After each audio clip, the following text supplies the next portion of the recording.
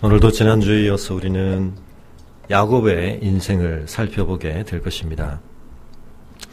하나님께서 창세기에서 3대에 걸쳐서 하나님의 언약을 계승해갈 하나님의 언약의 파트너들을 세워가고 계시는 것을 우리는 이어서 살펴보고 있습니다. 아브라함의 믿음을 하나님께서는 모리아산에 세우기까지 성숙시켜 오셨습니다. 이삭은 그 아버지의 믿음을 온전히 계승하며 순종하는 모습으로 그 언약을 이어갔습니다. 그러나 그 언약의 3대에 이르러서 우리는 이 언약이 과연 계속해서 이 땅 가운데 하나님의 축복의 통로들로 이어져 갈 수 있을 것인가 위기의식을 느끼게 됩니다. 왜냐하면 3대에 이르러 등장한 야곱이라는 인물은 아브라함, 이삭과는 왠지 다른 면모를 우리에게 보여주었기 때문입니다. 그는 태어나면서부터 중요한 생존의 전략으로 끊임없는 비교와 경쟁의식 속에서 반칙과 속임수를 사용하여 거짓을 사용하여 그의 생존을 보장하려고 하는 그와 같은 전략을 택했던 사람입니다. 그의 성장의 과정 속에서 그는 그와 같은 면들을 오히려 더 강화시켜주는 환경들을 경험하고 있었습니다. 그러나 그는 결국 그러한 삶을 추적하시는 하나님을 베델에서 만나게 되었습니다.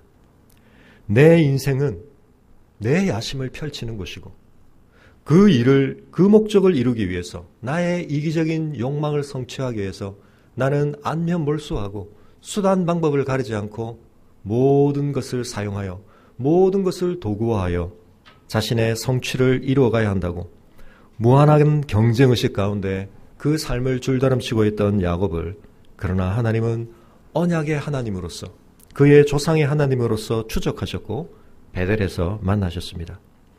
그리고 그 베델에서 하나님과 언약을 맺은 그 야곱의 인생을 끊임없이 추적하시며 그가 밧단 아람을 통하여 또 이르게 된 라반의 집에서 그는 하나님의 놀라우신 함께하심을 그의 신실하신 언약의 헌신을 그의 삶 속에 개입하셔서 구원의 은혜를 주시는 하나님을 경험하게 되었습니다. 그리고는 에서를 만나기 위해 돌아오는 과정에서 그는 야복강 나루에서 하나님과 더불어 씨름하는 하나님을 홀로 대면하는 영적인 성숙의 과정을 겪게 됩니다. 그는 이 땅에 태어나면서부터 모태에서부터 홀로 있은 적이 없었습니다. 그는 모태에서부터 에서와 함께 있었습니다. 그는 끊임없는 비교의식과 경쟁의식 속에 그의 삶을 달려왔었는데 그의 삶으로 얻었고 성취했다고 생각했던 모든 것을 그 손으로부터 내려놓은 채 나면서부터 그 손으로 형의 발 뒤꿈치를 움켜쥐었던 그 삶을 내려놓고 하나님을 붙들고 씨름하며 하나님의 축복에 매달리는 삶에 도달하게 되었습니다.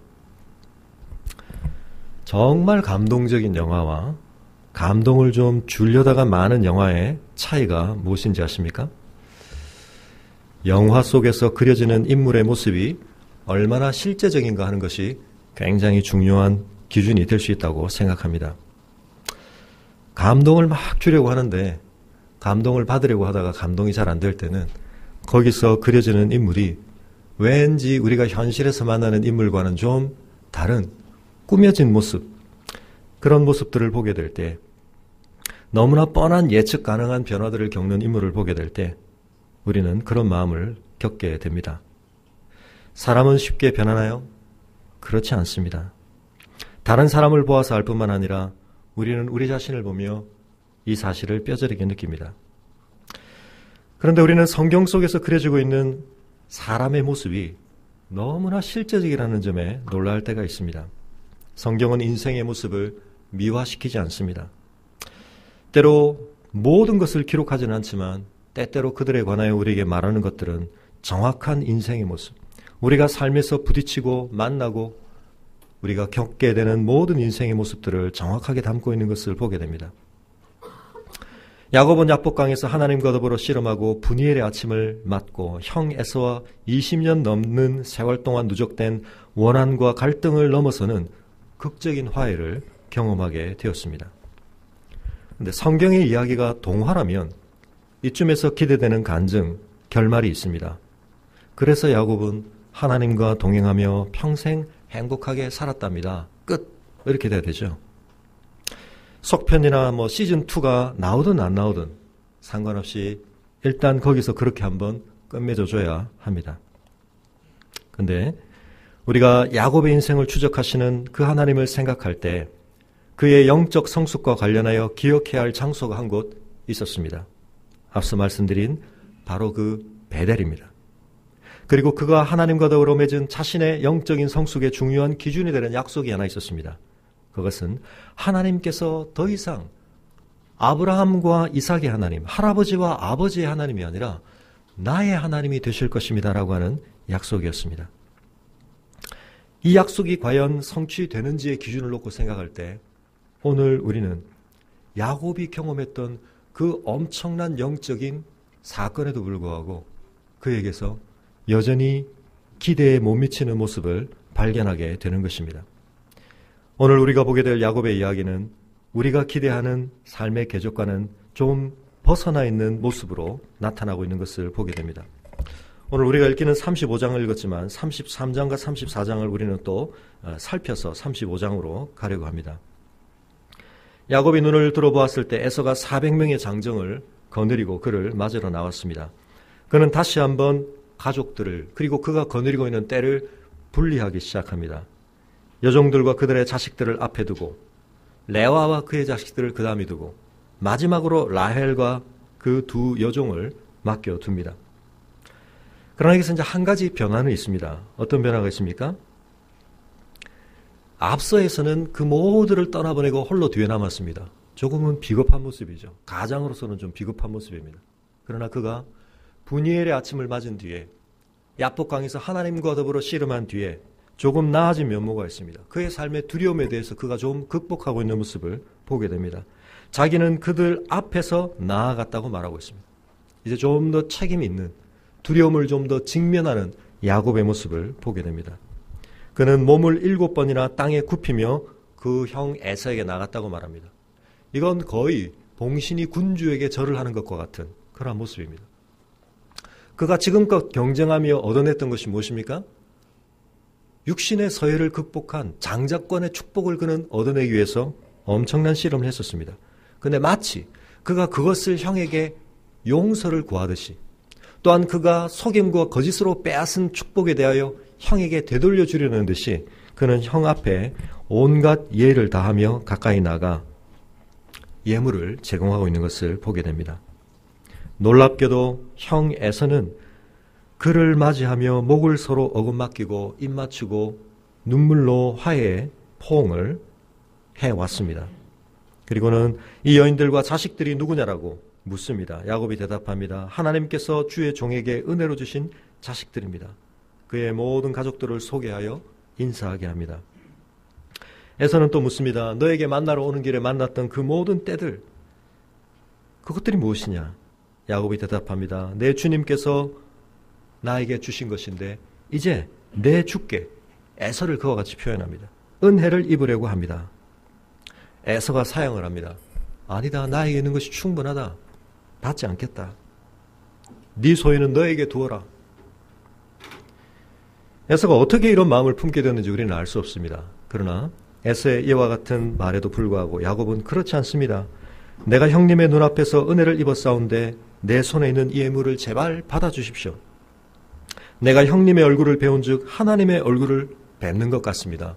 지나친 아부라고 생각하실지 모르지만 그러나 사실은 그 말 속에는 한편의 진실이 들어있습니다.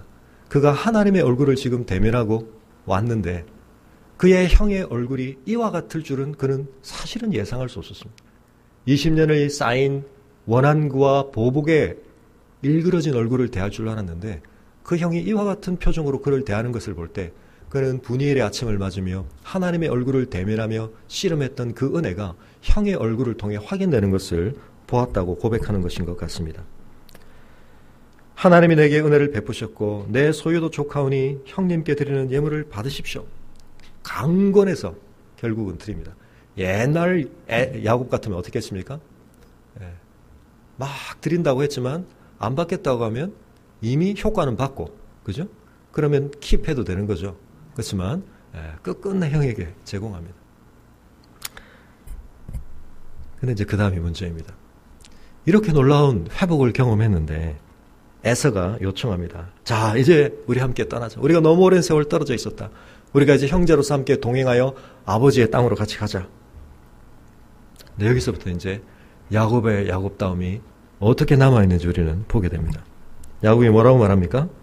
아, 형님도 잘 아시지 않습니까? 우리의 자식들은 보시다시피 연약하고 내게 있는 양떼와 소와 새끼들이 있는데 하루만 지나치게 몰면 이 떼들이 다 죽을 것 같습니다. 청하건대 저보다 앞서 가십시오. 저는 천천히 가겠습니다. 이 가축들과 자식들의 걸음 속도에 맞추어 천천히 세일로 가서 형님께 나아가겠습니다. 에서가 그래? 그렇다면 내 종 중에 몇 사람을 머물러 둘 테니까 같이 와라. 한꺼번에 이동하는 것이 어려울지 모르지만 내 종들을 몇 둘 테니까 내비게이션도 없을 텐데 내 종들이 이끄는 대로 같이 오도록 해라. 내가 먼저 앞서가마. 야곱이 뭐라고 말합니까? 어찌하여 그리하리까? 나로 주께 은혜를 얻게 하소서 하면서 그것도 사양합니다. 에서는 세일로 돌아갑니다. 야곱이 왜 에서와 함께 동행하지 않았을까요? 야곱의 마음속에 큰 두려움은 물러갔습니다. 큰 쓰나미는 물러갔습니다. 그러나 야곱이 남아있는 여진을 예상하고 있는지도 모르겠습니다. 형님이 지금은 저렇게 놀랍게 회복의 모습을 보이는데 언제 딴 마음이 들어올지 그는 미래를 안정적으로 충분히 확신할 수 없었을지도 모르겠습니다. 그래서 이 동행에 대한 제안을 철저하게 거부합니다. 그것도 나이스하게 거부하죠. 그럴듯한 핑계를 대어가며 거부합니다. 그리고 나서는 결국 어떻게 합니까? 세일로 가겠다고 해놓고 어디로 갔다고요? 숫곳으로 갔다고 말합니다. 33장 17절에. 그리고는 거기서 잠시 머무는 게 아닙니다. 잠시 정말 지친 양떼들, 지친 가축들을 돌보고 글로 가겠다는 뜻이 없다는 걸 보게 됩니다. 왜요? 자기를 위하여 집을 지었습니다. 가축을 위하여 우릿간을 지었습니다. 그리고는 그것을 숫곳이라고 불렀습니다. 거의 정착하기 위해 머문 것처럼 보입니다. 자, 야곱이 에서와의 관계에서 택한 전략으로는 괜찮을지 모릅니다. 그러나 앞서 말씀드렸던 것처럼 이 이야기가 하나님과 더불어 동행하는 삶으로 해피엔딩 끝났습니다가 되기 위해서는 어디로 이야기의 결말이 향해야 합니까? 하나님과 맺은 언약의 성취로까지 가야 되는 것이죠. 그 언약의 성취는 무엇으로 나타난다고요? 두 가지. 하나님과 처음 언약을 맺었던 베델로 돌아가기로 약속했습니다. 그리고 그곳에서 하나님을 이제는 나의 하나님이라고 고백하겠다고, 그 하나님을 그와 같은 관계로 대하겠다고 말했었습니다. 그가 숫곳에서 이런 행동을 했습니다. 그가 평안히 가나안 땅 세겜 성읍에 이르러, 중요한 것은 세겜은 가나안 바운드리 안에는 들어갑니다. 약속의 땅인 아브라함에게 주신 가나안 땅 안에는 들어간 건 맞습니다. 그러나 이 세겜은 하나님과 언약한 베델에는 못 미치는 곳입니다. 그리 멀지는 않습니다. 그러나 베델까지 가지는 않았습니다. 그 성읍에 장막을 치고 거했다는 것이죠. 그리고는 세겜의 아버지 하몰의 아들들의 손에서 땅도 구입했습니다. 그리고는 거기에 제단을 쌓고 그 이름을 엘엘로 해 이스라엘이라 불렀다. 이 이름의 뜻은 하나님, 이스라엘의 하나님 이런 뜻입니다. 이스라엘은 누굽니까? 야곱인 자신을 변화시켜 주신 하나님이 새로 붙여준 이름입니다. 자, 여기까지만 보면, 이 제단을 쌓고 행한 것만 보면 그는 하나님의 언약을 완전히 잊어버리진 않았습니다. 그리고 그걸 반영하고 있습니다. 이제는 하나님을 누구라고 불렀다고요? 하나님은 이스라엘의 하나님이십니다. 야곱인 자신을 새롭게 이스라엘로 변화시켜 주신 그 하나님을 부르고 있습니다. 사랑하는 성도 여러분, 하나님과 동행하는 삶의 수준에서 우리가 처음 보았던 야곱의 수준에서는 굉장히 올라갔습니다. 그러나 우리는 여기서 인간적으로 볼 때는 야곱이 모든 것이 풀렸습니다. 여러분, 야복강의 그 씨름을 통하여 야곱이 얻고자 했던 것은 다 얻었죠. 그렇지 않습니까? 형 에서와의 그 불화로 말미암는 생명의 위협을 그는 예상하고 있었는데 형이 놀랍게도 화해의 제스처를 가지고 그를 맞아주었습니다. 20년 묵은 원한을 다 씻어줬습니다. 야곱도 나름 성숙한 모습을 보였습니다. 그때는 형의 장자권을 탐내며 그 축복을 빼앗고자 온갖 거짓말과 술수를 사용했었는데 이제는 성숙하게 자신의 재물을 형에게 내어줄 줄도 알고 형과의 화해를 하며 형을 존귀하게 장자로 대우하는 모습을 보였습니다. 그가 가지고 있는 모든 가축들도 안전하게 보장할 수 있는 장소를 택해서 모든 것이 평안했다고 말하고 있습니다. 자, 여기서 우리는 야곱의 인생은 하나님 앞에서도 아름다운 결말에 이르렀다고 마침표를 찍을 수 있을까요? 이게 문제입니다. 여러분, 그가 얼마나 마음이 궁핍했을 때, 홀로 미래를 알 수 없는 상황 가운데 광야에서 돌베개를 베고자 하던 그때 그는 하나님을 만났습니다. 다시 돌아온 그 여정 가운데 그는 야복강에서 또한 미래를 알 수 없는 그 급박한 위기의 상황 가운데서 놀랍게 하나님을 경험했습니다. 근데 여러분, 그가 그곳으로부터 돌아와 하나님 앞에 제단을 쌓았지만 하나님께서 아브라함과 이삭에게 주셨던 그 응답, 하나님의 축복의 재선포, 이 언약식이 만약 하나님과의 쌍방적인 언약식이라고 한다면 따라왔어야 했던 하나님의 축복의 선포가 지금 등장하지 않습니다. 무슨 말입니까? 하나님 편에서는 아직 지금 이야기가 끝날 수 없는 이야기라는 것입니다. 야곱이 도달했던 궤적에서 지금 그가 못 미친 궤도에 머물고 있다는 것입니다. 궤도를 이탈해서 더 상승해야 되는데 그가 인공위성처럼 같은 궤도를 돌고 있다는 뜻입니다. 야곱의 인생에서 끊임없이 그가 머물려고 할 때마다 그 궤도를 상승시키는 계기는 무엇이었습니까? 삶의 위기였습니다. 내 수단과 내 방법대로 안 된다 라고 하는 그의 한계에 부딪힐 때마다 그는 하나님을 의존했고 하나님은 그 언약에 신실하게 그의 삶의 궤적을 상승시켜 오셨습니다. 꽤 올라왔습니다. 그런데 야곱은 또다시 머뭅니다. 하나님과 함께 손을 붙잡아야 할 곳까지는 가지 않고 머뭅니다. 사랑하는 성도 여러분, 야곱의 인생이라고 하는 것은 아브라함과 이삭보다는 우리를 대입하기에 훨씬 쉬운 또 더 많은 것이 가까운 우리의 관계인 것을 우리가 보았습니다. 여러분을 이 야곱의 인생의 여정에 한번 대입해 보실 때 여러분은 어디에 계십니까? 혹시 여러분도 지금 이 야곱처럼 야복강까지는 마스터를 했는데 제자반도 마치시고 사역반도 마치셨는데 혹시 숫곳에 장막을 치고 계시지 않습니까? 저도 하나님을 압니다. 하나님과 맺은 언약 속에서 저는 너무나 제 수준에서 하나님을 봤었는데 하나님은 참 놀라운 분이십니다. 제가 기대했던 것을 넘치도록 제 인생을 인도해 오신 분이십니다. 저는 사실 교회를 처음 나오면서도 진리를 알겠다는 마음, 또 하나님과의 그런 깊은 관계에 대한 마음은 없었습니다. 교양 수준에서, 도덕 수준에서 가정의 평화를 위해서 교회를 나오기 시작했는데 아버지의 하나님이었고 할아버지의 하나님이었고 아내의 하나님이었는데 저도 그런데 경험들을 했습니다. 하나님께서 저에게 축복을 주시더라고요. 저 혼자 해결할 수 없는 문제들 하나님이 놀랍게 함께 하시는 것을 경험했습니다. 제 인생이 하나님께서 주목하시는 인생이라는 걸 알았습니다. 그리고 놀랍게 하나님과 대면하는 경험까지 했습니다. 그리고 하나님께서 저로서는 해결할 수 없는 그 엄청난 문제를 기적적으로 해결해 주시는 것도 경험했습니다. 그래서 제가 예배를 꼬박꼬박 나옵니다. 이제는 제단을 쌓고 하나님은 나의 하나님이라고 제가 부릅니다.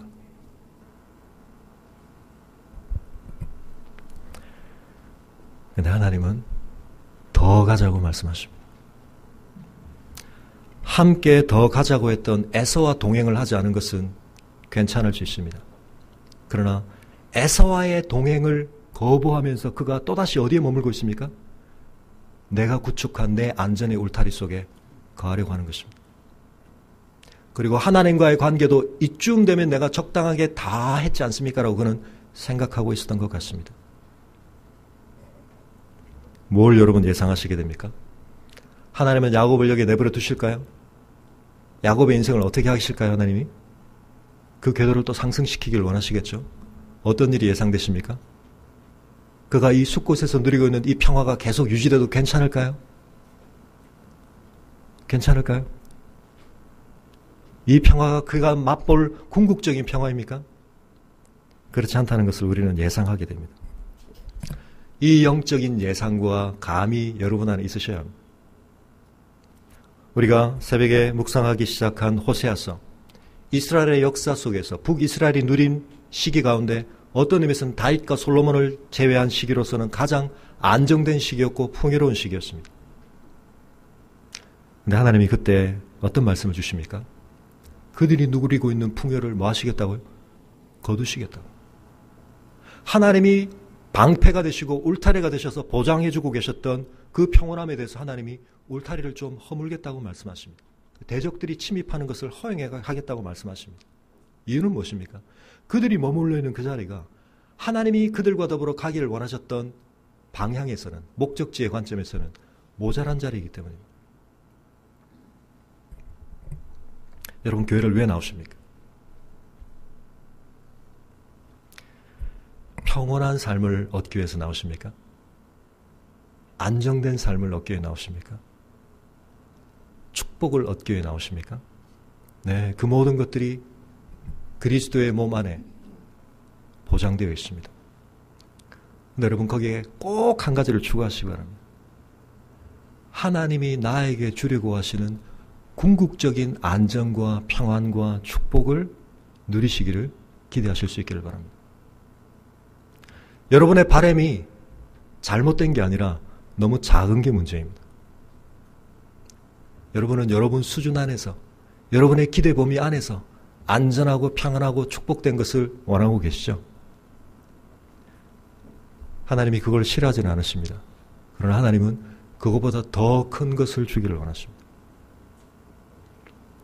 그래서 하나님은 가끔 우리의 삶이 흔들리는 것을 우리가 가능하게 생각하는 범위보다는 크게 허용하십니다. 우리가 생각할 때는 야곱 이쯤 하면 충분하지 않습니까? 인생에서 겪을 만한 위기와 어려움 이만하면 충분하지 않을까요?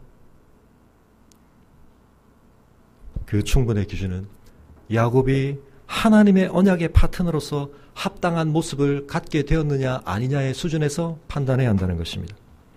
그 점에 있어서 지난주에 말씀드렸던 것처럼 야곱의 인생에 큰 중요한 두 가지 의미가 있습니다. 그는 그의 개인적으로 그가 야곱에서, 속이는 자에서 이스라엘로 변화되는 것을 경험해야 했습니다. 또한 그는 집합적이고 민족적인 이스라엘의 아비가 되는 위치로 부름받았습니다.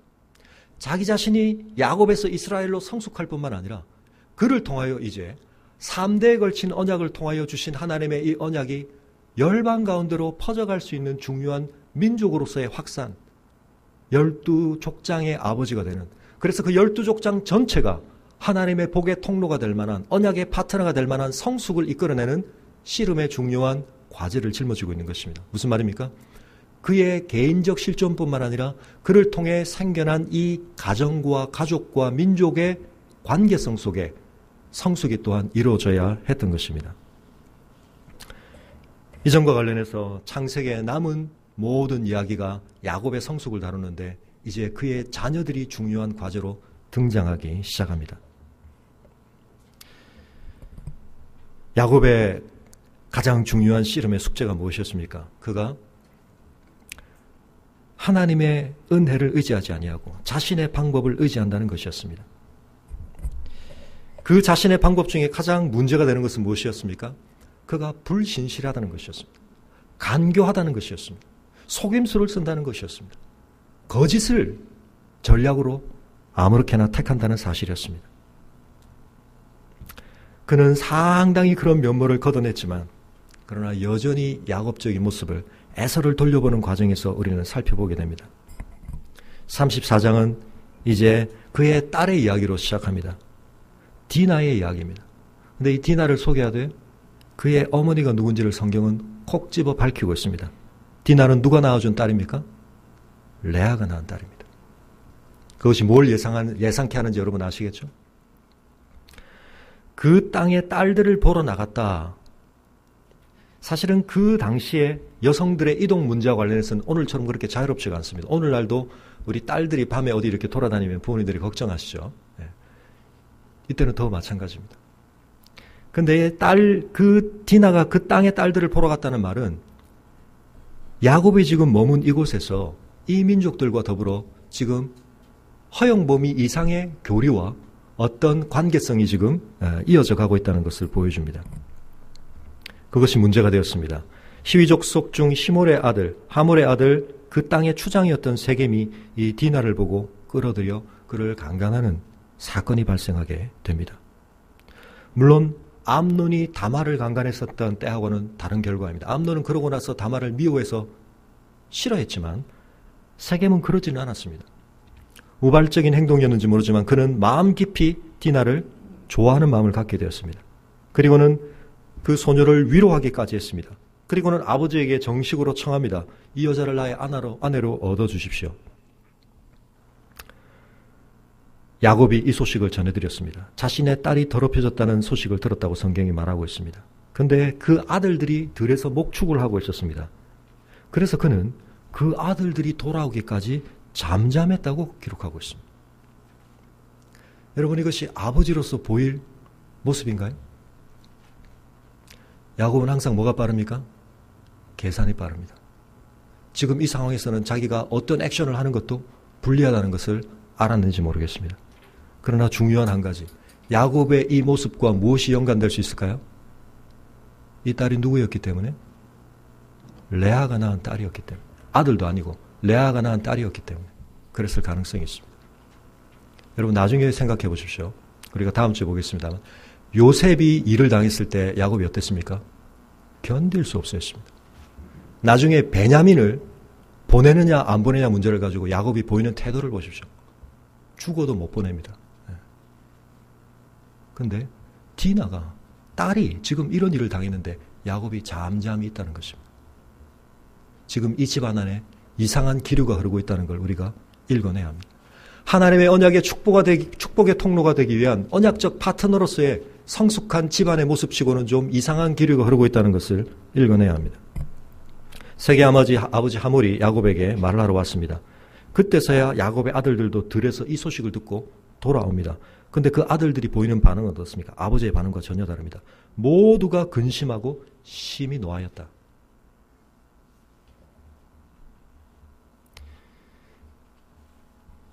자신의 집안에 부끄러운 수치가 되는 일을 경험했을 뿐만 아니라 이 동생이 경험한 일로 인해 오빠들이 심히 노하는 반응을 보이고 있습니다. 하몰이 이 일을 계기로 야곱의 집안과 더불어 통혼 관계를 맺자고 말합니다. 우리가 서로 그냥 서로 교류하는데 결혼을 하자. 이유는 무엇입니까? 그렇게 함으로써 너에게도 유익이 있다. 우리와 함께 거주하되 땅이 너희 앞에 있으니 여기 머물고 매매하고 여기에 기업을 얻어라. 아주 유익을 줄 수 있는 제안인 것처럼 말합니다. 세겜이 나섭니다. 그는 지금 디나를 얻기 위한 간절한 마음을 가지고 있었던 것 같습니다. 이 아내를 얻기 위해서 필요한 모든 것이라면, 지참금이라면 원하는 대로 주겠다. 어떤 혼수와 예물도 청하라. 그러면 주겠다라고 말합니다. 이때 이제 중요한 전개가 이루어집니다. 야곱의 아들들이 이 말을 듣고 대답하는데 어떻게 대답했다고요? 13절에 속여 대답했으니. 야곱이 그 인생을 통해 물려준 대물림한 속임수 전략이 나타나기 시작합니다. 이 집안 안에서 여전히 리브가와 라반에게서 물려받은 야곱의 속임수 전략이 버젓이 아들들에게 물려지고 있는 것을 보게 됩니다. 야곱의 아들들이 뭐라고 말합니까? 좋다. 그런데 조건이 있다. 우리는 할례 받지 않은 백성들과 그런 결혼관계를 맺을 수 없다. 겉으로 보면 굉장히 거창한, 거룩한 기준을 제시하는 것 같습니다. 그러나 그 속에는 그들의 속임수가 들어있었습니다. 어쩌면 그렇게 말하면 거절을 할 일이라고 생각했을지도 모르겠습니다. 근데 이 히위 족속들이 어떻게 합니까? 이 제안을 받아들입니다. 할례 받겠다. 여러분, 여기까지만 보면 이 사람들이 굉장히 순수해 보이죠? 착한 사람들로 보이죠? 그러나 알고 보면 이 사람들도 나름 굉장한 계산을 가지고 지금 이 거래를 서로 진행하고 있는 것을 보게 됩니다. 그래 놓고 돌아가서 자기 성 사람들을 모아놓고 성문이라고 하는 것은 구약 시제의 공공장소입니다. 공적인 담론이 이루어지고 결정이 이루어지는 장소입니다. 그곳에 모아놓고 하는 말들을 들어보면 뭐라고 그 백성들을 설득합니까? 23절에 보면 그들의 가축과 재산과 그들의 모든 짐승이 우리 소유가 되지 않겠느냐. 이거 우리에게 손해가 아니야. 우리에게 이득이 된다. 그 정도 해주자. 할례 받고 우리가 저 민족을 흡수하자. 저들이 가지고 있는 저 때를 우리가 그러면 다 우리 땅에 머물게 하면서 우리의 것으로 삼을 수 있다. 좋다. 그렇게 하자. 그 다음 이 거래가 불평등한 거래였다는 것을 어디서 확인하게 됩니까? 앞서에는 소개되고 있지 않지만 26절에 보면 이들이 아직 디나를 사로잡고 있었습니다. 디나를 돌려보낸 상태가 아닙니다. 디나를 볼모로 잡은 상태로 이 거래를 진행했다는 것입니다. 그러니까 상당한 계산과 속임수가 서로 오고 가는 관계였죠. 근데 승자는 누굽니까? 야곱의 집이 한 수 위였습니다. 할례를 받게 했는데 여러분 할례가 뭡니까? 오늘로 말하면 우리 남자들의 경우 포경수술 같은 거죠. 2, 3일째 되면 행동이 완전히 불편하고 몸이 괴롭습니다. 그때를 틈타 시몬과 레위가 칼을 들고 이 성읍을 기습하여 남자들을 다 죽입니다. 그리고는 아들들이 들어가서 이 성을 초토화시키고 이 성읍에 있는 모든 것을 빼앗아왔다고 말합니다. 노략질했다고 말합니다. 여러분 이게 지금 언약의 축복을 이어갈 하나님이 이 세상 가운데 반역하고 있는 하나님의 통치를 거스리고 있는 하나님의 은혜를 벗어나 있는 사람들을 불러내기 위해 사용할 만한 집안 모습입니까? 이래도 괜찮을까요? 아브라함과 이삭을 통해서 그들이 심지어는 불의한 일을 당했을 때도 이삭이 어떻게 했습니까? 맞반응하지 않았습니다. 우물이 메이고 빼앗기고 그러나 그들은 그 과정 속에서 그들의 힘과 전략으로 맞대응하지 않았습니다. 하나님의 축복을 과시했습니다. 그래서 그들을 결국 굴복시켰습니다. 아비멜렉이 와서 우리랑 계약 맺자. 아브라함에게도 그랬고 이삭에도 그랬습니다. 근데 야곱 집은 지금 어떻게 하고 있습니까? 야곱의 전략을 그대로 쓰고 있습니다. 너희가 우리한테 이렇게 해? 우리도 만만하지 않아. 우리를 이렇게 대해? 뻔때를 보여주겠어. 쓴맛을 보여주겠어. 초토화시켜버렸어. 속임수로. 야곱이 시몬과 레위에게 말합니다. 뭘 말합니까? 너희가 행한 바가 의롭지 못했다라든지 뭐 이런 걸 얘기하는 게 아닙니다. 야곱의 가장 중요한 관심사는 뭐죠? 여러분 야곱은 사실은 두려움이 굉장히 많은 사람입니다. 너희가 이렇게 함으로 이제 나에게 화가 미치게 됐다. 딸 디나가 어떻게 됐나 이럴 때는 잠잠했던 사람이 뭐에 민감합니까? 나에게 화가 오나 안 오나 여기에 민감한 것입니다. 사실 우리가 다 그 수준에서 인생을 판단하고 살아가죠. 내가 뭘 택하고 뭘 버릴 것인가. 나에게 화가 되나 안 되나. 나에게 이익이 되나 안 되나. 야곱은 늘 그 계산을 합니다. 근데 너희가 버려놓은 이 일 때문에 너희가 분풀이 냈을지 모르지만 큰일 났다 이제.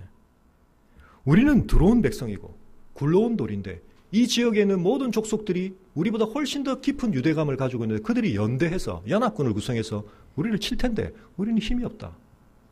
우리는 다 죽었다. 그러자 아들들이 뭐라고 말합니까?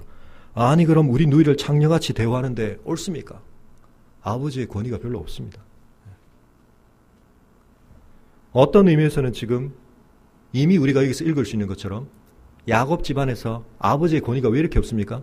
야곱이 뭐하고 있었기 때문에? 편애하고 있기 때문이죠. 어디서 우리가 볼 수 있었습니까? 위기를 앞두고 줄 세우는데 누구를 어디에 세웠다고요?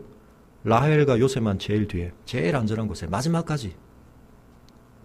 이 대우가 이 집안 안에 이미 익숙해져 있었던 것입니다. 레아의 자식들이 이미 이 점과 관련해서 자신의 어머니가 아버지로부터 사랑받지 못한다는 사실, 그리고 그들은 집단적으로 라헬과 요셉과는 구별된 그룹으로 취급받는다는 사실에 대해서 아픈 마음을 가지고 있었던 것입니다. 이것이 굉장히 중요한 야곱집에 남은 숙제입니다. 야곱이 자신으로서는 하나님과의 관계에서 좀 성숙했을지 모릅니다. 그러나 그도 아직 남은 숙제를 개인적으로 가지고 있습니다. 뭐예요? 그는 아직 베델로 올라가지 않았습니다. 하나님의 언약을 더 궁극적으로 성취하는 것보다는 자신의 안전을 자신의 수준에서 확보하는 것을 더 중요하게 생각하고 있었습니다. 그리고 이 위기의 상황을 통해서 그의 가족 속에 축적되어 온 갈등과 분열의 모습이 드러나버리고 말았습니다. 콩가루 집안입니다. 야곱이 써왔던 이 전략, 속임수의 전략이 이 집안 안에 버젓이 팽배하고 있습니다. 여러분, 오늘 우리 시대 야곱의 모습, 그리고 야곱의 후손들의 모습들을 우리는 삶의 도처에서 볼 수 있습니다. 자기 이익이 가장 궁극적인 목적입니다. 그걸 위해서 뭐 할 수 있습니까? 얼마든지 속일 수 있습니다. 오늘 우리 시대에서 신실한 사람 만나기가 얼마나 어려운지 모릅니다. 여러분, 이 세상 속에서 신실하게 산다는 건 순교를 각오해야 되는 거죠. 모든 사람들이 자기 이익을 위해 얼마든지 거짓을 사용합니다. 아니, 거짓말하지 않고는 생존할 수 없는 시대가 우리 시대입니다. 우리 시대에 야곱과 그의 자손들을 불러내면 엄청나게 잘 서바이브할 것입니다. 번영할 것입니다. 이 시대에서 우리가 어떻게 살아야 되겠습니까? 여러분, 우리도 어느새 거기에 물들어 있지 않습니까? 우리는 야곱의 모습을 완전히 탈피했습니까? 하나님만이 정말 내 운명을 책임지신다. 내 번영을 책임지신다. 거기에 대한 굳건한 믿음으로 내 생존의 전략들을 다 걷어냈습니까? 오늘날 세상 사람들은 교회에 더 이상 진실을 기대하지 않습니다. 교회도 그런 세상의 한 무리라고 생각합니다. 자기 이익들을 위해서 덩치 키우고 자기 이익을 위해서 진리와는 상관없는 그런 집단이라고 생각합니다. 여러분, 정말 하나님의 언약의 파트너다운 면모를 여러분 가지고 계십니까? 우리가 골로새서를 아침에 큐티하면서 바울이 성도를 언급할 때 가장 빈번하게 중요하게 언급한 수식어가 하나 있습니다. 새벽기도 열심히 들으신 분. 뭐죠? 어떤 형제들? 그리스도인의 표지로서 바울이 마음에 깊이 새겼다는 것을 확인시켜주는 곳곳에서 그가 언급했습니다. 뭐라고요? 신실한 형제들. 믿음직스러운 형제들. 정말 믿음직스러운 하나님을 온전히 믿고 있는 성도라면 그 존재 자체가 믿음직스러워져야 합니다. 여러분, 주변에 있는 사람들에게 얼마나 믿음직스러운 사람이십니까? 오늘 이것이 야곱의 인생에 얼마나 중요한 숙제인지 우리가 그것을 생각하며 우리 자신의 모습을 돌아볼 수 있기를 바랍니다. 여러분, 거짓말을 하면, 진실하지 않으면 우리가 얼마든지 불편한 것을 감소시킬 수 있습니다. 위기도 넘어갈 수 있습니다. 심지어는 이익을 창출할 수도 있습니다. 아니, 세상은 그렇게 해야 잘 사는 세상의 모습을 이미 강력하게 가지고 있습니다. 여러분, 어떻게 살아가고 계십니까? 여러분, 세겜에 이미 길들어 있지 않습니까? 세겜 사람들과 이미 통혼하고 있지 않습니까? 세겜에서도 이미 승승장구하고 있지 않습니까? 야곱의 아들들이 승리를 거뒀습니다. 그러나 하나님의 관점에서 볼 땐 이건 승리가 아닙니다. 심각한 문제입니다.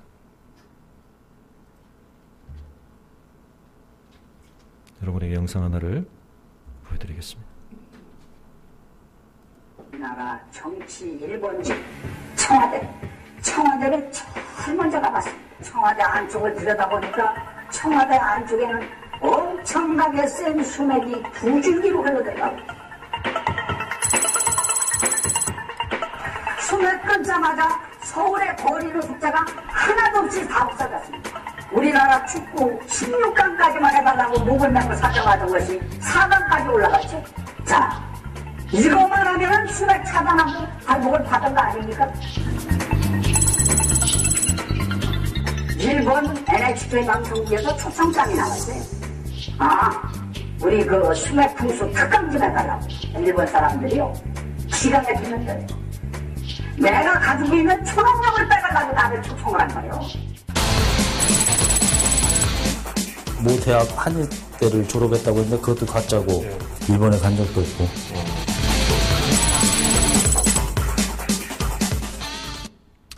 근데 여러분, 이분이 박물관을 지방에서 하나 운영하고 계신데, 아니, 카메라 그쪽으로 좀 맞춰 놓으시죠. 네, 곧 다시 또 볼 겁니다. 박물관의 국보급 보물이라고 전시하고 있던 모든 것들은 인사동이나 이런 시장에서 사온 거고요. 수맥 차단으로 김대중 대통령으로부터 받았다는 하사품 도자기는 도자기 파는 데서 7만 원 주고 산 거고요. 나중에 이제 확인을 해보니까 약을 만들어 파는데 뭐 엄청난 돈을 가지고 사회 고위층들이 쭉 줄 서 있는데요. 수맥 차단한다고 엄청난 돈 받고 뭐 이렇게 뭐 관 하나 받고 말이죠. 무슨 태권도 단증이 몇 단이고 전부 다 가짜인 거예요. 예. 근데 여러분, 거짓말이 위력을 발휘합니다. 이 사람 사건이 보도됐는데 우리 사회 고위층들이 전부 전화를 걸어온 거죠. 예. 자기도 그 사람 따라서 묘자리 옮겼는데 이거 괜찮냐고. 근데 정확하게는 아무도 신분을 안 밝히는 거예요. 신고를 안 하는 거예요. 왜? 그럼 자기가 조사를 받아야 되기 때문에. 이 사람이 곳곳에 불러가서 특강을 했다고 그러는데 NHK 조사하니까 간 적도 없어요. 근데 300만 엔을 받고 3천만 원을 받고 자기가 했다. 가장 비싼 돈을 받고. 근데 실제로 우리나라 경찰청에도 이 사람을 초청해가지고 특강을 한 거 있죠. 여러분, 우리 사회가 이렇게 돌아갑니다. 거짓이 거짓을 키우고 말이죠. 그럼 사람들이 거기에 꾹뻑 넘어갑니다. 알고 보니까 이분은 초등학교 졸업하신 분이에요. 근데 학력도 다 위조. 해외 박사학위까지 돈 주고.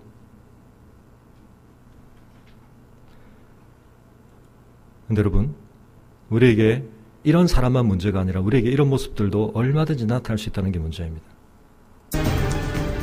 드러내고 싶지 않은 나만의 작은 비밀을 감추기 위해서 또는 불편하고 곤란한 상황을 잠시 피하기 위해서 평범한 사람들도 거짓말을 조금씩 할 때가 있습니다.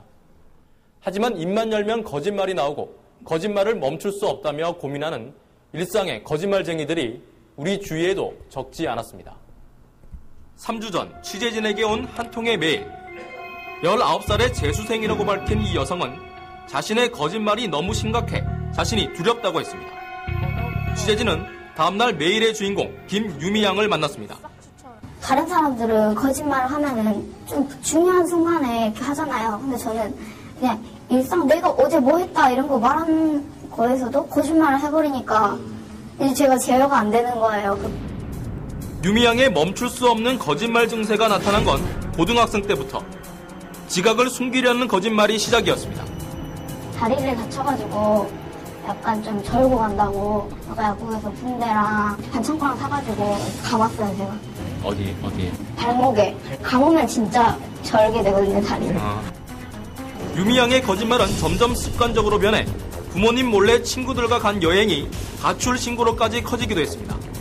1박을 더 해야 될 상황이었는데 엄마한테는 집 앞이라고 집에 다 왔다고 그러고 그 지역에서 계속 놀고 게다가 배터리까지 이제 빠진 거예요. 근데 이제 요즘 좀 세상이 무서우니까 납치를 당하거나 그런 줄 아셨나 봐요. 그래갖고 엄마가 가출 신고를 했어요. 실현당한 것처럼 거짓으로 슬퍼하는 것도 전혀 어렵지 않았습니다. 한 사람을 3-4번 정도 계속 찾거든요. 애들이 보면은 솔직히 제가 막 나쁜 사람이잖아요. 나는 끝까지 잡았는데 샀다고 이제 말을 하는데 속은 막 웃겨 죽겠는데 애들 표정이 장난 아닌 거예요. 더더욱 이제 못 받쳐가지고 저는 울었어요. 그랬더니 애들도 같이 울고. 거짓말로 사람들을 속일 때는 짜릿한 희열도 느낀다고 말합니다. 성적 잘 받은 느낌? 그냥 뭐 성취감 이런 거에 있어요. 성취감이나 자신감? 뿌듯함 이런 거. 그런데 지난해 신정아 씨 거짓말 사건을 지켜본 유미 양은 충격을 받았습니다. 신정아 씨가 어디 예일대 이런데 간 것처럼 이렇게 상상 속으로 생각만 하는 게 아니라 진짜 그렇게 자기가 졸업장을 따고 그렇게 한 게 일종의 정신병이라고 들었어요. 그런 거 딱 듣고 아 나도 이제 병이 아닐까? 그러나 거짓말을 안 하겠다는 결심도 그때뿐. 거짓말의 강도는 오히려 점점 높아졌습니다. 지난 7월엔 친구들의 관심을 끌기 위해 큰 교통사고를 당했다고 거짓말을 했습니다. 이중 추돌해가지고 이쪽 자리에 제가 앉아있으면 이쪽에 트럭이 받아서 완전 찌그러진 것처럼 아주 막 손 인대느라 50대인데 팔 되고 막 그걸 막 지어가지고 또 거짓말을 한 거예요. 심지어 홈페이지에 사고 후의 모습이라며 가짜 사진까지 올려놨습니다.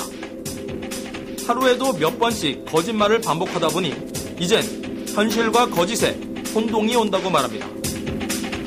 없는 인물들을 만들어내고 뭐 없는 장소를 만들어내고 그렇게 막 상상 속으로 말을 하니까 이제 제가 이제 그 사건을 진짜 겪고 있는 느낌이 나요. 빠져나올라 해도 제가 무슨 발을 들여놨으니까 못 나오는 거잖아요.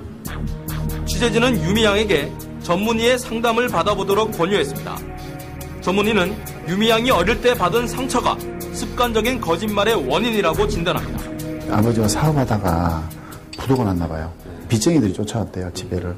그래서 얘를 막 때리고, 뺨 때리고, 욕하고, 너는 형편없는 애야. 라고 막 사정없이 했나 봐요. 혼자서 그걸 다 감당했던 거군요. 그렇죠. 부모님한테 얘기를 안 하고.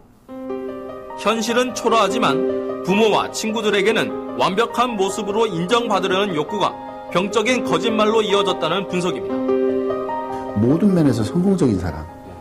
그걸 찾고 싶어가지고 부단히 노력을 했는데 계속 성공을 하지 못하고 계속 깨졌던 것 같아요. 그러면서 점점점 자기는 실패자라는 생각, 자기는 다른 사람보다 부족하고 떨어지는 사람이라는 그런 생각. 거짓말로 가득 찬 자신의 모습에 미래가 두렵다는 유미양. 그러니까 상상 속에 나는 진짜 완벽하고 예쁘고 공부 정말 잘하고 어떤 시련에도 뭐 이렇게 굴하지 않는 그런 정말 완벽한 사람인데 진짜 나는 떼기뿐이라는 그런 생각 들어요. 거짓말을 하다 보면은 점점 일이 커지고 이제는 교도소 이런 데까지 갈 수도 있잖아요. 실제로 습관적인 거짓말을 계속하다 범죄의 유혹에 빠지는 경우도 적지 않습니다. 지난 네, 여기까지 보여드리겠습니다. 거짓말이 얼마나 무서울 수 있는지. 근데 여러분, 요즘 경제적인 분야와 관련해서도 이익을 추구하는 중요한 방편으로 거짓이 너무나 강력하게 쓰이고 있죠. 드러내놓고 보이스 피싱을 하는 게 문제가 아니라 그건 뭐 노골적인 거지만 사실은 과대 광고도 거짓말 아닙니까? 어떤 면에서는 효과를 부풀리는 거죠. 우리 온 사회가 뻥튀기 되어 있습니다. 내 영향력을 증대시키기 위해서, 내 불편함을 축소시키기 위해서, 내 이익을 극대화시키기 위해서. 여러분, 우리가 그런 세계에 살고 있습니다. 야곱은 거기에 잘 정착했습니다. 좋은 계약도 맺을 뻔했습니다. 여차하자 본때를 보여주며 압도해버렸습니다. 괜찮나요? 여러분, 이건 바벨탑을 쌓는 인류의 모습이죠. 하나님의 언약을 이어가며 이 땅 위에 하나님의 축복을 드러낼, 하나님의 다스림을 보여줄 사람들의 모습은 아닙니다. 하나님의 다스림을 받는 사람들이라는 누구입니까? 그 하나님의 진실하심을 닮아 진실한 사람들입니다. 근데 그 진실한 사람들은 이 세상에서 어떻게 된다고요? 이삭처럼 고난을 당합니다. 여러분, 우리가 그걸 각오하지 않으면 우리가 하나님의 자녀된 진정한 삶의 축복에는 이룰 수 없는 것입니다. 여러분, 혹시 속임을 당해보셨습니까? 당하면 억울하고 분하지만 동시에 사람이 독해집니다. 그래서 어떻게 되나요? 거기에 같이 맞물리기 시작합니다. 나도 맞반응해주고 싶습니다. 그래서 이 세상에서 나도 속임 당하지 않을 뿐만 아니라 적절하게 속임해서 사는 사람이 돼야 되겠다는 유혹을 느끼게 됩니다. 게임 이론에서 이제 그런 것들을 하죠. 치터를 안에 집어넣으면 속이는 사람을 딱 등장시키면 그룹 안에서 갑자기 전략이 바뀌어야 됩니다. 전략 수정이 일어납니다. 속이는 사람이 하나 등장해 있는데 속이지 않고 있으면 전부 당하거든요. 우리의 운명과 우리의 생존과 우리의 번영이 하나님께 달려있다는 믿음을 갖지 않는 이상 우리는 이 세상 속에서 야곱과 야곱의 아들들의 길을 걸어가는 것이 나을 것입니다. 그러나 여러분, 그것은 하나님이 불러 세우신 언약의 중요한 축복을 이어가는 대물림을 할 하나님의 언약 파트너로서는 결격사유입니다. 야곱은 원래 그런 사람이었습니다. 야곱은 불성실함에 있어서 넘버원이었습니다. 날 때부터 그랬으니까요. 하나님께서 만약 언약의 파트너로 대국민 공개 오디션을 했다면 이 사람은 1차 현장 시험에서 탈락할 사람입니다.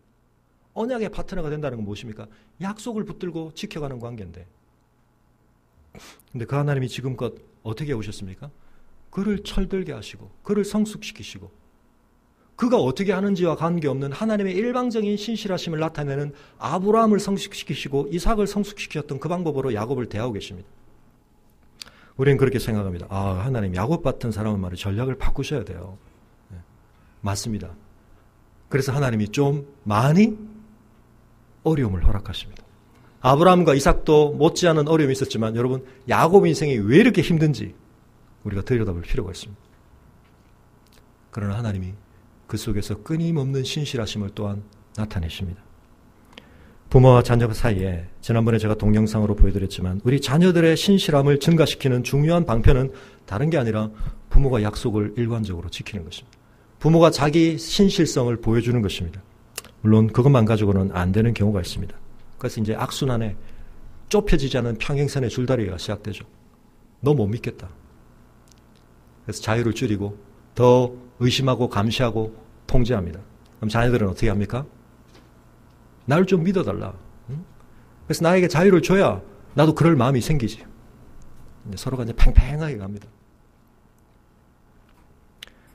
여러분, 하나님은 그런데 우리에게 우리의 수준을 능가하는 압도적인 신실하심을 늘 보여주시는 방식으로, 그리고 그 하나님을 끊임없이 만날 때라야 우리의 신실함이 증가된다고 성경은 말하고 있습니다. 야곱이 이 어려움 속에서 하나님의 음성을 듣습니다. 어떤 의미에서는 하나님이 지금껏 개입하지 않으셨던 것 같습니다. 35장에 하나님이 야곱에게 말씀하십니다. 일어나 베델로 올라가라. 거기 거주하며, 여기가 아니다. 거기 거주하며. 왜 나와의 언약을 향해 잘 달려오다가 비슷한 지점에서 머물렀느냐. 우리는 이쯤하면 되지 않았습니까? 네, 하나님은 말씀하십니다. 마음과 뜻과 힘과 목숨과 정성을 다하여 나를 사랑하라고 말씀하십니다. 상대적인 비교가 아니죠. 그래도 저 다른 누구보다는 예배 참석률이 좋습니다. 저 11조도 하는데요. 근데 여러분, 하나님이 우리를 대하시는 진심을 여러분은 정말 깊이 아신다면 그것이 하나님 앞에 우리를 만족시킬 기준이 될 수 없다는 것을 인정하시게 될 것입니다. 하나님의 언약의 수준까지 하나님은 끌어올리기를 원하십니다. 내가 형 에서의 낯을 피하여 도망하던 그때 내게 나타났던 하나님께 거기에서 제단을 쌓아라. 여기서 쌓는 제단. 여기서 네가 하나님, 나의 이스라엘의 하나님이라고 고백했지만 그건 너의 홀로의 모놀로그다. 야곱이 이에 자기 집안 사람과 자기와 함께한 모든 자에게 말합니다. 너희 중에 있는 이방 신상을 버리고 자신을 정결하게 하고 너희들의 의복을 바꾸어 입으라. 무슨 말입니까? 숫곳에 거하는 기간이 구체적으로 따질 수는 없지만 디나가 떠나올 때 한 7살 정도 되었다는 계산을 해보면 상당한 기간 머문 것입니다. 이미. 조금만 더 가면 베델인데 베델에 가지 않고 여기에 머무는 동안 무슨 일이 발생했습니까? 우상 숭배가 이 집안 안으로 더 깊이 스며들어왔습니다. 라헬이 아버지의 드라빔을 훔쳐올 때 그거 하나였는데 이제 이 집안 안으로 온갖 우상들이 함께 얽혀 살며 지내는 동안 들어온 것입니다. 세속의 영향력을 받은 것입니다. 우리 안에도 온갖 세상의 영향력이 다 들어와 있지 않습니까? 하나님의 언약 백성다운 모습은, 영광스러운 우리의 정체성은 온데간데 없어지고 세상 속에 얽혀 살다 보니까, 손해를 겪다 보니까, 위협을 당하다 보니까 이거 안 되겠네. 하나님의 백성다운 모습과는 상관없는 것들을 우리도 쉽게 택하며 삽니다. 그중에 오늘 우리가 가장 중요하게 초점을 맞출 것은 우리의 신실함을 우리가 잃어버리고 있다는 것입니다. 하나님의 언약에 대한 신실함. 그 앞에 신실한 자로서 세상 앞에서 신실해야 할 자들이 속이고 하치 거짓의 계략을 가지고 생존하고 있는 이 모습. 그 속에 무엇이 들어와 있었습니까? 우상 숭배가 같이 들어와 있었습니다. 그걸 다 버리자. 의복을 바꾸라. 정체성을 새롭게 하라는 것입니다. 일어나 베델로 올라가자. 왜 그리로 가야 합니까? 내 환난 날에 내게 응답하시며 내가 가는 길에서 나와 함께 하신 하나님께 내가 거기서 제단을 쌓으려 하노라 하며, 인칭을 밝히는 건 강조입니다. 히브리 언어에서. 자기 자신에 대해 지금 5번 강조하고 있습니다. 이게 뭘 담고 있는 표현입니까? 내 하나님. 그 하나님 앞에서 야복강에서 홀로 하나님을 대면했던 그 실존의식이 지금 되살아나고 있는 것입니다. 무엇 때문에요? 또다시 당면한 이 생존의 위기 앞에서. 이제는 에사하고 비교가 안 됩니다. 에사는 한 집안이었지만 이제는 여러 족속이 연대를 해서 자기를 초토화시킬, 분풀이를 할 위기 앞에 도달해서 그는 또다시 위기에서 위기로 이어지는 영적인 회고를 합니다. 그 위기의 순간에 경험했던 그 하나님, 라반의 집에서 경험했던 그 위기의 순간에 그 환난에서 나를 건지신 그 하나님, 그는 새 위기를 당해서야 그 하나님 앞에 또 다른 신실함을 불러내고 있는 것입니다. 우리도 별반 다르지 않지 않습니까? 하나님이 기뻐하시는 것은 위기를 당해서만 간헐적으로 터져나오는 하나님을 향한 부르짖음이 아니라 하나님과 동행하는 삶을 원하시는데 우리는 그거 부담스러워합니다. 하나님 가만히 계시다가 제 혼자 어떻게 할 수 없을 때 한 번씩 나타나서 해결해 주시고 또 조용히 들어가 계세요, 하나님. 내 마음대로 하나님을 머니플레이션 하고 싶어요. 하나님이 내 삶을 지배하시는 분이라는 고백을 우리가 하고 싶지 않은 거죠. 베델로 올라가지 않는 것입니다. 베델로 올라간다는 건 무슨 말입니까? 하나님과의 언약적 파트너의 그 신실한 관계를 내가 인정하고 그 속에 머물며 산다는 것을 의미합니다. 내 환난 날에 나에게 응답하셨던 그 하나님, 내가 가는 길에서 나와 함께 해오신 그 하나님, 내가 그분께 거기서 제단을 쌓겠다. 자기들 손에 있는 모든 이방 신상들과 자기 귀에 있는 귀고리들을 야곱에게 다 내어주었습니다. 야곱이 그것을 어떻게 했다고요? 세겜의 근처 상수리 나무 아래 묻었습니다. 우리가 오늘도 베델로 올라갈 때 그냥 올라가면 안 되고 세겜에 묻을 걸 묻고 가야 합니다. 우리가 매주 예배를 드릴 때마다 뭘 하는 겁니까? 우리가 세겜에서 또 한 주간 동안 세상에 살면서 나도 모르게 우리 안에 들어와 있는 이것들 우리가 다시 한번 또 묻는 겁니다. 우리가 이렇게 살아서는 안 되지. 우리가 하나님의 언약 백성이고 하나님의 축복을 받은 백성이고 하나님의 부르심을 받았고 하나님의 뜻을 드러내도록 영광스럽게 부름받은 백성인데 하나님의 언약 백성답게 살아야지. 또다시 베델로 올라가는 것입니다. 그때 하나님이 어떻게 하십니까? 사면 고울들을, 야곱의 족속들을 초토화시킬 위력을 가진 이 족속들의 연대 세력들에게 큰 두려움을 주십니다. 라반에게 하셨던 것처럼 야곱을 추적하지 못하게 하십니다. 그의 힘과 그의 방법으로 가능하지 않았던 것을 하나님이 제공해 주시는 것입니다. 언제요? 그가 하나님 앞에 서 있어야 할 곳에 서 있게 되었을 때. 하나님은 끊임없이 우리에게 말씀하십니다. 인생은 이렇게 살아야 한다고 말씀하십니다. 여러분, 이 하나님의 말씀 앞에 순종하시겠습니까? 아니요, 하나님, 인생 그렇게 살면 안 됩니다. 그 결과가 우리가 보고 있는 호세아서에 나타납니다. 하나님이 끊임없이 말씀하시지만 끝끝내 돌이키지 않습니다. 그러나 그들을 향하여 하나님은 변함없는 신실하심으로 그들을 향하시는 하나님이십니다. 그가 베델에 올라가 제단을 쌓고 그곳을 엘 베델이라 불렀다. 베델의 하나님, 그에게 나타나셨던 하나님이 자기를 일컬었던 그 이름대로 하나님을 부르고 있습니다. 그의 형이 낯을 피할 때에 하나님이 거기서 그에게 나타나셨던 그곳이라고 성경은 다시 한번 강조하고 있습니다. 오늘 우리의 삶을 다시 한번 돌아볼 수 있기를 바랍니다. 우리는 지금 어디에 살고 있습니까? 여러분, 끊임없이 베델로 올라가고 계십니까? 아니면 베델 비슷한 곳에서 숲곳쯤에서 머물고 계십니까?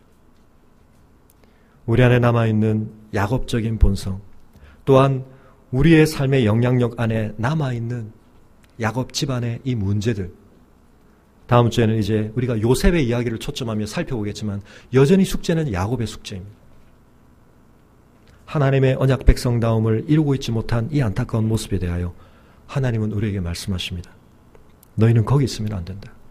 베델로 올라오라고 말씀하십니다. 오늘 이 말씀 앞에 우리 자신의 모습을 다시 한번 돌아보기를 바랍니다.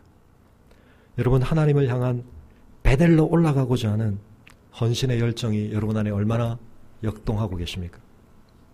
여러분의 삶에 베푸셨던 그 하나님의 언약적인 축복들에 대하여 얼마나 기억하며 거기에 응답하는 삶을 살고 계십니까? 하나님이 부르신 우리의 정체성에 얼마나 어울리는 삶을 살고 계십니까? 아니면 그저 이제 여기에 거하며 여기서 제공되어지는 평안함과 여기서 내가 확보할 수 있는 안전 수준에서 버티고 사는 것이 괜찮은 삶이라고 혹시 착각하고 계시지 않습니까? 오늘 우리의 삶의 자리에서 떨쳐 일어날 수 있기를 바랍니다. 야곱은 끊임없이 많은 것들을 붙들었지만 그는 입술로는 이 모든 것은 하나님이 내게 주신 것입니다라고 붙들었지만 그는 자기의 집을 짓고 자기의 우리를 만들어서 자기의 소유를 지키고자 했습니다. 그러나 여러분, 인생은 내 손으로 붙든 것으로 사는 인생이 아니라 하나님 손에 붙들려 사는 인생이라는 사실을 다시 한번 기억하실 수 있기를 바랍니다. 우리 시간, 우리 주부에 나눠드린 헌신 찬송이 오늘 있는데요. 우리 찬양을 하나님 앞에 우리의 고백으로 좀 올려드릴 수 있기를. 아브라함의 하나님, 이삭의 하나님, 그리고 기어코 야곱의 하나님까지 되어주시는 우리의 하나님, 저희 또한 야곱인 것을 고백합니다. 하나님의 놀라우신 은혜와 붙들어 주시는 신실한 사랑을 경험하지만 그때만 잠시 하나님의 언약을 기억할 뿐 야복강의 그 씨름으로 누린 은혜에도 불구하고 끊임없이 우리는 우리의 생각과 우리의 야심과 우리의 생존의 방법들 속에 묶여서 이 땅의 세겜 속에 거주하며 그 영향권 아래 사로잡혀 있는 연약한 자들인 것을 하나님 앞에 다시 한번 고백합니다. 아버지 하나님, 그러나 우리를 향해 포기치 아니하시고 그 신실함을 거두지 아니하시고 우리를 통해 두신 이루려고 두신 하나님의 그 영광스러운 뜻을 결코 철회하지 아니하시고 우리를 추적하시며 우리를 붙드시며 우리의 삶의 때때로 감당하기 벅찬 환난을 통해서라도 우리가 결코 일어서는 안 될 하나님 앞에서의 언약의 신실한 믿음의 보물을 다시 한번 회복해 하시는 하나님을 찬송합니다. 오늘 하나님 앞에 다시 한번 세겜을 떠나 베델로 올라가기를 결단하며 또다시 하나님의 언약 안에 믿음으로 거하기를 결단하는 성도들의 이 아름다운 헌신을 주님 받아주시며 또한 허락하신 물질의 일부를 드리는 이 고백을 주님이 받으시며 우리의 삶을 은혜로 붙들어 주시옵소서. 주님의 뜻이 이루어지며 주님의 영광이 드러나는 삶의 자리로 우리를 옮겨주시고 이 세상 속에 맞물려 사느라 이 세상의 독소에 상처 입고 이 세상의 동일한 방식으로 화해버린 우리의 내면을 다시 한번 새롭게 하여 주시고 하나님의 은혜로 회복되어지며 또 한 주간의 삶, 우리의 남은 인생을 살아가되 끊임없이 베델을 향해 올라가며 베델에서 경험한 하나님과 끊임없는 동행의 삶을 다시 한번 누리기를 결단하는 주의 성도들을 주의 은혜로 붙드시고 진치시고 함께 동행하여 주옵소서. 우리를 두렵게 하는 그 모든 것들에 대하여 우리의 힘으로는 어찌해 볼 수 없는 그 모든 것들에 대하여 하나님 강력히 역사하여 주시옵소서. 주의 권능을 드러내어 주시옵소서.